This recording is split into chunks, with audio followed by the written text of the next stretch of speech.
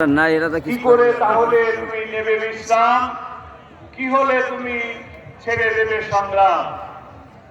আজকে দীর্ঘ 17 বছর নির্যাতন নিপীড়ন হামলা মামলা খুন গুম মায়াঘরের পরে আজকে একটি শান্তিময় পরিবেশ আমরা উপস্থিত হয়েছি।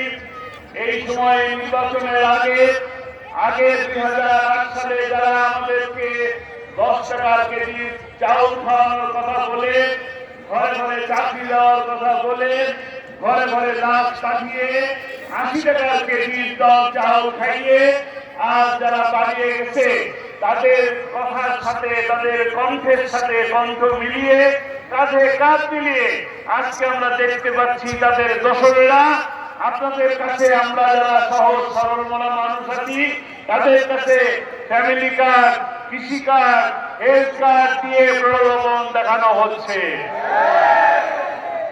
আমরা 12 তারিখে এই কার্ডের বিরুদ্ধে একটা কার্ড দেখাবো। কি কার্ড? কি কার্ড? তারা আবার আমাকে বলে ভাড়াটিয়া।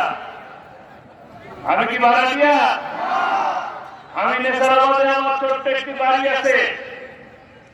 আমি ভাড়াটিয়া নই, আমি ভান্ডারিয়ার ভোটার। বলে ওপারের মানুষ।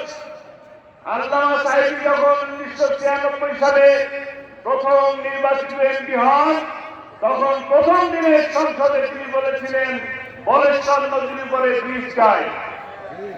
আমি যদি আপনাদের ভোটে সংসদে যেতে পারি তাহলে সর্বপ্রথম দাবি রাখবো এই কচা নদীর উপরে ব্রিজ চাই। ব্রিজ রাখবে ইনশাআল্লাহ। আজকে যদি নেশারাবাদ থেকে নির্বাচিত হয় তাহলে সন্ধ্যা নদীর উপরে ব্রিজ করবো ইনশাআল্লাহ। আমাদেরকে তারা বলে মৌলবাদী। আমাদেরকে কি বলে? এই মাঠেই কেউ যেন বলে গেছে মৌলবাদী। আল্লামা সাইদি কেউ বলেছিল মৌলবাদী। আল্লামা সাইদি বলেছিলেন আমাদেরকে বলো মৌলবাদী, আমরা হলো মৌলবাদী আর তোমরা হলো আলাদী। যদি বেশি বাড়াবাড়ি করো তো বাড়াবাড়ি মুসলমান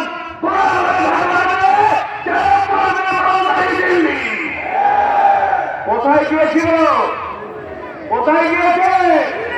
আল্লামা সাহেবের কথা, প্রতিটি কথা, প্রতিটি অক্ষর আজ সত্যে পরিণত হচ্ছে।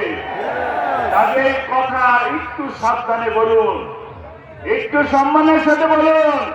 আমরা জানি আপনার গত 17 বছর কাজ দালালি করে বেঁচেছিলেন। আমরা জানি আপনার নামে কয়টা মামলা আছে। কোথায় ছিলেন? আমি তো দেখেছি মামলার হাত। মামলা দেখেছি জমি দখলের মামলা, জালিয়াতির মামলা, আর একজনের সম্পত্তির দখলের মামলা। আমরা মামলা খেয়েছি, জেলে গিয়েছি, জেলের মধ্যে মাসের পর মাস একাই থাকতে হয়েছে। আজকে শুধু আমার বাবাই মামলায় যান নাই, আমাদের পরিবারের সদস্যরাও মামলায় গিয়েছেন।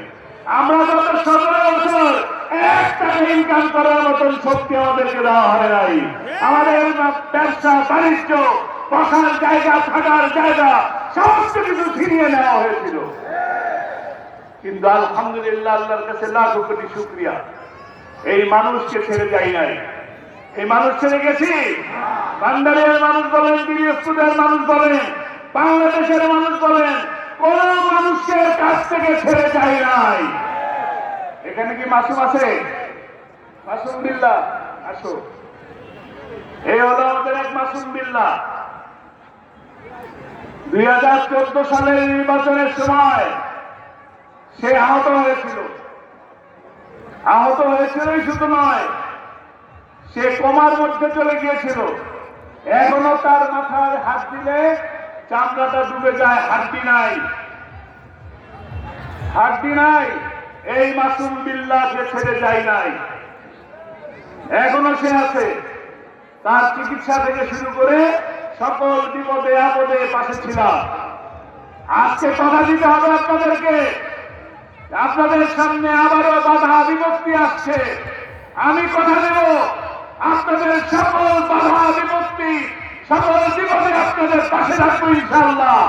কিন্তু 12 তারিখে যারা বাধা দেবে তাদেরকে আপনাদেরকে মোকাবেলা করতে হবে, বুঝে নিতে হবে। কারণ তারা হাদিসের ভাষায় কথা বলছে। আজকে আমি আপনাদের কাছে এই মাগরিবের আগে আরেকটি কথা বলতে চাই। সরকার বলছে আপনাদের হাতে চাবি। 12 বার নির্বাচন হয়েছে, এবার 13-10 নির্বাচন। 12 বার আপনারা তালা লাগিয়েছেন, সমস্ত তালা ছিল জয় ধরা ভাঙা এবং ভুল তালা। যে ভুল তালার কারণে বারবার আপনার ঘরে হামলা হয়েছে, আপনার শহরে হামলা হয়েছে, আপনার রাষ্ট্রে হামলা হয়েছে। আজ সময় এসেছে একটি সুন্দর মজবুত তালা লাগানো। দেশি তালা লাগান, ভারতের তালা নয়। যারা আজকে ওই আওয়ামী বছরের মতন কথা বলে তাদের বিপক্ষে অবস্থান নেই, তারা দেশপ্রেমিক নয়, দেশপ্রেমিকের পক্ষে থাকুন। যারা দেশের পক্ষে কাজ করে, নিভৃতে কাজ করে, সপক্ষে কাজ করে, তাদের পক্ষে থাকার জন্য আমি আহ্বান জানাচ্ছি। আমার মা বোনেরা, তারা দিনে রাতে পরিশ্রম করেন, আল্লামা সাইদির জন্য দোয়া করেন, আল্লামা সাইদির জন্য রোজা রেখেছেন। গভীর রাতে তাহাজ্জুদের সময় উঠে তারা চোখের পানি ফেলে আল্লামা সাইদি যেন ফিরে আসেন, আবারও তার কণ্ঠে যেন কোরআনের কথা শুনতে পাই, তার জন্য চোখের পানি ফেলেছেন। আল্লাহ রাব্বুল আলামিন সেই দোয়া হয়তো কবুল করেন নাই, এর মধ্যেই হয়তো কোনো কল্যাণ আছে। কিন্তু আজকে আল্লামা সাইদিকে হত্যা করা হলো, সেই বিচার আমরা পাই নাই, পেয়েছি। আমার পরম শ্রদ্ধেয় বড় ভাই মাওলানা রাশিদ বিন সাইদি, আল্লামা সাইদির পথেই তিনি হাঁটতেন। সরল পথ নামে দিগন্ত টেলিভিশনে উপস্থাপনা করতেন। সুন্দর হাসি, সদা হাস্যোজ্জ্বল একটি চেহারা, কোরআনের কথা বলতেন। বাবার বিরুদ্ধে মিথ্যাচার শুনতে পারেন নাই, কোর্টের ভিতরে হার্ট অ্যাটাক করে তিনি ইন্তেকাল করেছেন। আল্লাহ রাব্বুল আলামিন তাকে জান্নাতবাসী করুন। আমরা দোয়া করি। আজকে আমি আপনাদের কাছ থেকে সেই আহ্বান জানাবো, এতগুলো মানুষ, আমার চাচা, আমার দাদি, আমার মামা, আমার বড় ভাই, এই মানুষগুলি চলে গেছে শুধুমাত্র আমার বাবাকে এইভাবে জেলের মধ্যে ভরে রাখার জন্য, মিথ্যে মামলা দিয়ে জেলের ভিতরে বন্দী রাখার জন্য। আজকে আমি আপনাদের কাছে সেই বিচারটা চাওয়ার জন্য আসছি। আপনারা কি আল্লামা সাইদি নির্দোষ মনে করেন?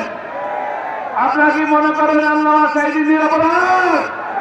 তবে আমি আপনাদের কাছে আহ্বান জানাবো, 12 ফেব্রুয়ারি আমরা দাঁড়িপাল্লা মার্কায় ভোট দিয়ে আল্লাহ